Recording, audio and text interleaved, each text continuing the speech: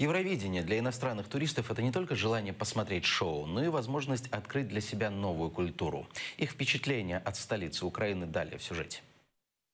Это Рупер. Он приехал в Киев из Великобритании. Полуфинал конкурса парень смотрел еще дома. Однако победителей он увидит уже завтра, собственными глазами.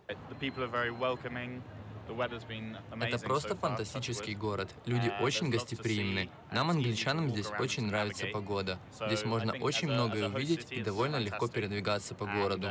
Поэтому я думаю, как город, который принимает этот конкурс, он просто замечательный.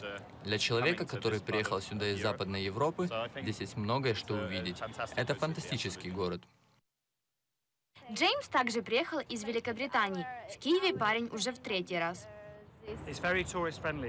Киев очень дружественный к туристам. Мы легко находим здесь туристические места. Здесь очень хорошо гулять. Город очень компактный. Мы наслаждаемся здесь солнцем и просто прогулками. Это очень милый город. Питер из Соединенных Штатов Америки. В Киеве он впервые. Для Евровидения это замечательный город, который может принимать такой конкурс.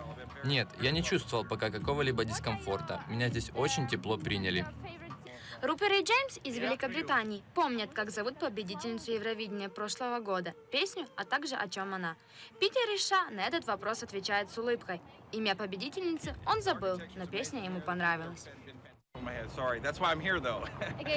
У меня просто вылетело из головы имя победительницы, но это причина, почему я приехал сюда. Я знаю, что эта песня называлась 1944. Она была посвящена крымским татарам и их национальному движению.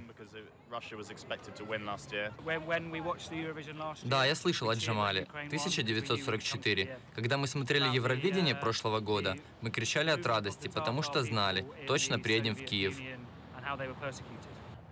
Диана Матвиев, Эльдар Тарахташ, Заман, АТР.